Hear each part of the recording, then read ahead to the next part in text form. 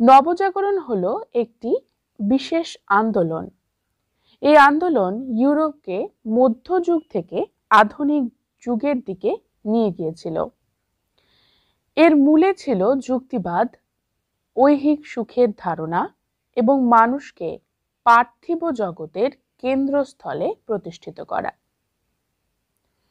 আধুনিক যুগের সূচনায় বুদ্ধিবৃত্তি এবং মননের ক্ষেত্রে যে বিপ্লব ঘটেছিল সেটি হলো রেনেসাঁ বা নবজাগরণ। 19 শতকের মধ্যভাগ ফরাসি ঐতিহাসিক মিসলে বলেছিলেন, রেনেসাঁ কথাটি তিনি প্রথম ব্যবহার করেন। তার কাছে রেনেসাঁর অর্থ হলো মানুষ এবং পৃথিবীকে নতুন করে আবিষ্কার করা।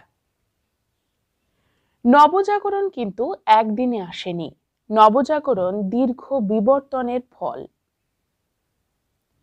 দীর্ঘ বিবর্তনের ফলে পঞ্চদশ এবং ষোড়শ শতকে নবজাগরণ নিজের রূপ পরিগ্রহ করেছিল। প্রাচীনকালে গ্রিস এবং রোমকে কেন্দ্র করে ভূমধ্য সাগর অঞ্চলে একটি বিরাট সভ্যতা গড়ে ওঠে। পঞ্চম শতকে জার্মান উপজাতির আক্রমণে পশ্চিম রোমান সাম্রাজ্যের পতন হলে এই সভ্যতাও বিলুপ্ত হয়ে যায়। কেবলমাত্র পূর্ব রোম সাম্রাজ্যের রাজধানী কনস্ট্যান্টিনোপলে কিছু পণ্ডিত নিজেদের মধ্যেই গ্রিক, রোমান সাহিত্য, সংস্কৃতি, দর্শন, বিজ্ঞান চর্চা এই বিষয়গুলিকে রেখে দিয়েছিলেন। তারা এই বিষয়গুলি চর্চা করতেন। ইউরোপের সাধারণ মানুষ তো এইসব কিছু ভুলে গিয়েছিল। এই অবস্থায় ক্রুসেডের পরবর্তীকালে আরবীয় সভ্যতার সঙ্গে ঘনিষ্ঠ যোগাযোগ শুরু হয়, বাণিজ্যের প্রসার হয়, শহরের বিকাশ হয়, বিশ্ববিদ্যালয়গুলি গড়ে ওঠে। এর ফলে ইউরোপের মানুষের চিন্তাধারা নতুনভাবে প্রবাহিত হতে থাকে। দ্বাদশ এবং ত্রয়োদশ শতকে গ্রিক এবং আরবীয় দর্শনে পারদর্শী কৃতি পণ্ডিতেরা প্রচলিত বিশ্বাসকে অন্ধভাবে মেনে নিতে অস্বীকার করে। তারা সকল কিছু যুক্তিগ্রাহ্য মনোভাব দিয়ে গ্রহণ করতে চায়। দ্বাদশ শতক থেকে ইউরোপের নানা স্থানে বিশ্ববিদ্যালয়গুলির প্রতিষ্ঠা হতে থাকে। এইসব বিশ্ববিদ্যালয়ের শিক্ষাধারা তরুণ শিক্ষার্থীদের মনে একটি নতুন রকমের চেতনার সঞ্চার করে। 1453 খ্রিস্টাব্দে কনস্ট্যান্টিনোপলের পতনের পূর্ব থেকেই গ্রিক এবং রোমান সাহিত্যে সুপণ্ডিত ব্যক্তিরা ইউরোপের নানা দেশে ছড়িয়ে পড়তে শুরু করল। এর ফলস্বরূপ প্রাচীন গ্রিক এবং রোমান সাহিত্য সংস্কৃতি শিক্ষিত মানুষের মনে আগ্রহের সঞ্চার শুরু করল। 1453 খ্রিস্টাব্দে কনস্ট্যান্টিনোপলের পতন হলে এখানকার গ্রিক পণ্ডিতেরা তাদের জ্ঞান ভাণ্ডার নিয়ে ইতালি এবং ইউরোপের নানা দেশে আশ্রয় নিল। ফলস্বরূপ ইতালি এবং ইউরোপের প্রাচীন গ্রিক এবং রোমান সংস্কৃতি সম্পর্কে অনুরাগ বহুগুণে বেড়ে গেল সাধারণ মানুষের মধ্যে। সাধারণ মানুষের মনের দরজা, বন্ধ দরজা খুলে গেল। শুরু হয়ে গেল নবজাগরণ।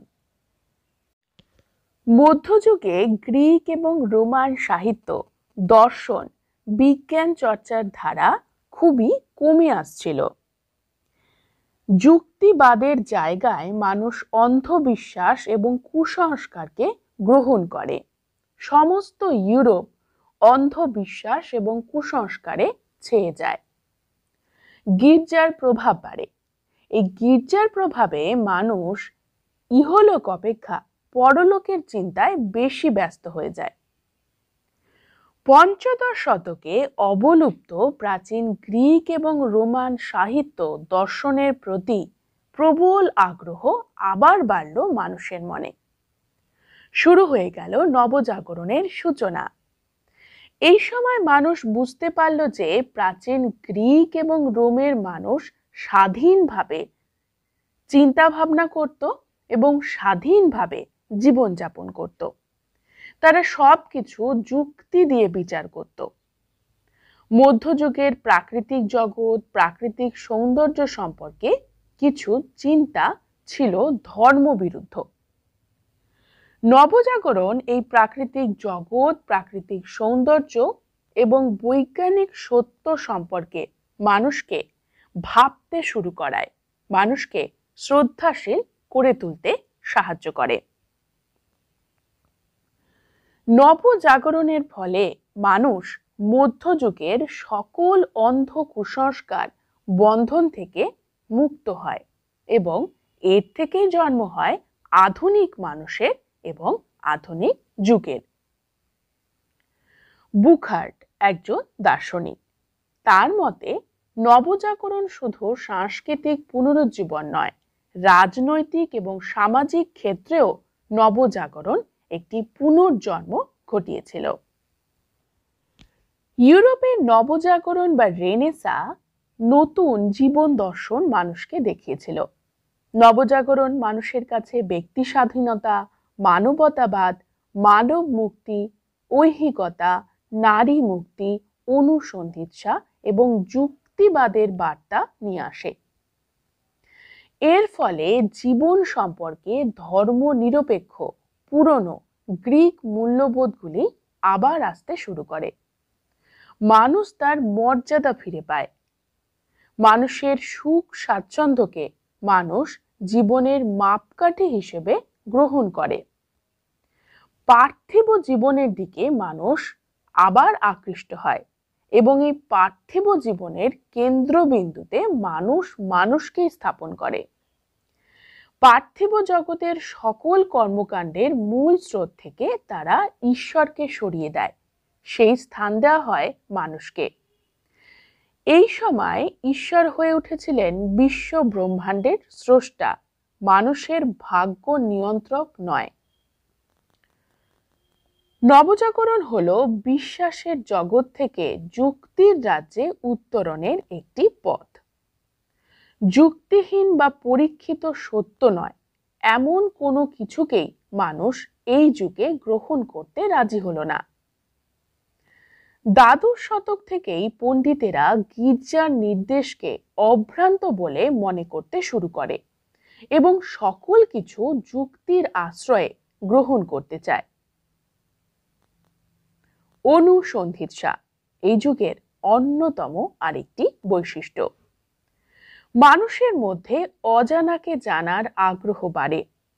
লুপ্তপ্রায় যে গ্রন্থগুলি ছিল, যে চিন্তাধারা ছিল, সেগুলির সঙ্গে আবার পরিচিত হওয়ার অদম্য আকাঙ্ক্ষা মানুষের মনে দেখা দেয়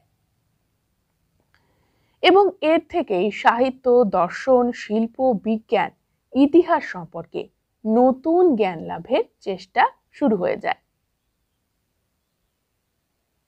গির্জার অনুশাসন, গির্জার অনাচার, গির্জার সামাজিক অত্যাচারের বিরুদ্ধে মানুষ প্রশ্ন তুলল। শুরু হয়ে গেল ভৌগোলিক আবিষ্কারের প্রয়াস। এই যুগে বিজ্ঞান চর্চা শুরু হয়, জন্ম নেয় বিজ্ঞান মনস্কতা। বিজ্ঞান আর অন্ধ কুসংস্কারে আচ্ছন্ন থাকল না। গির্জার অন্ধবিশ্বাস বিজ্ঞানীদের আর চালিত করতে পারল না।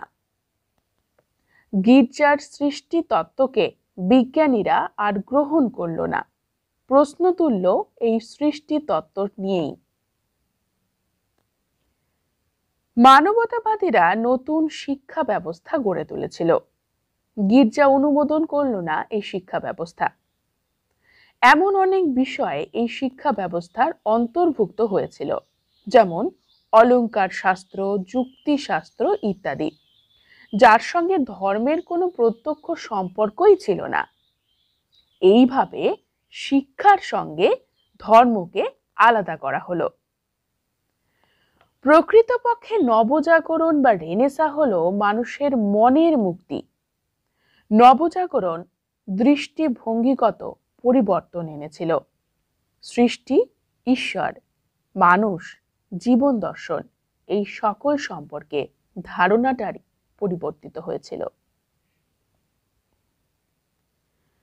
মানুষের গুরুত্ব এবং মর্যাদা বৃদ্ধি।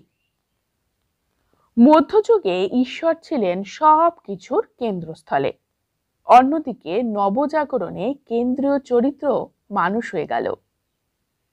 মানুষ এবং মানুষের জাগতিক উন্নতি, মানুষের মর্যাদা বৃদ্ধি, মানুষের সুখ দুঃখ, হাসি কান্না, আনন্দ বেদনাই হলো সেখানে প্রধান। মানুষের উন্নতি হলো প্রধান লক্ষ্য। মানুষই সভ্যতা সৃষ্টি করেছে, মানুষই তো আসল, সবার উপরে মানুষ সত্য, তার উপরে নাই। পঞ্চদশ শতকে ইতালির এক পণ্ডিত মিরান্দোলা তার গ্রন্থে বলেছিলেন, মানুষের থেকে বিস্ময়ের আর কোনো কিছুই নেই। কেন্দ্রস্থলে মানুষ। মধ্যযুগের ধর্মতত্ত্বের বদলে শুরু হলো সাহিত্য, ইতিহাস, চিত্রকলা, শিল্প এবং বিজ্ঞান চর্চা। এই সব কিছুর উপজীব্যই একমাত্র মানুষ। নবজাগরণের যুগে সাহিত্যে গির্জা এবং দেবতার কথা ছিল না, ছিল মানুষের কথা, প্রকৃতির কথা, মানুষের আশা আকাঙ্ক্ষার কথা। শিল্পের ক্ষেত্রে শুধু ধর্মীয় বিষয়বস্তু ছিল না, গির্জার নিয়ন্ত্রণ থেকে মুক্ত হয়ে মানুষের জীবন, প্রাকৃতিক দৃশ্যাবলী, মানুষের দেহ, জীবজন্তু, সাধারণ মানুষকে নিয়েই চিত্রশিল্প এবং স্থাপত্য ও ভাস্কর্যের কাজ শুরু হয়ে গেল। নবজাগরণের যুগে বিজ্ঞানের ক্ষেত্রেও পরিবর্তন এসেছিল। আর যুক্তিহীন অন্ধবিশ্বাস নয়, গির্জার প্রভাব খর্ব করে পরীক্ষা নিরীক্ষা করে পর্যবেক্ষণ এবং যুক্তির ওপর ভিত্তি করে বিজ্ঞান চর্চায় পরিবর্তন এলো।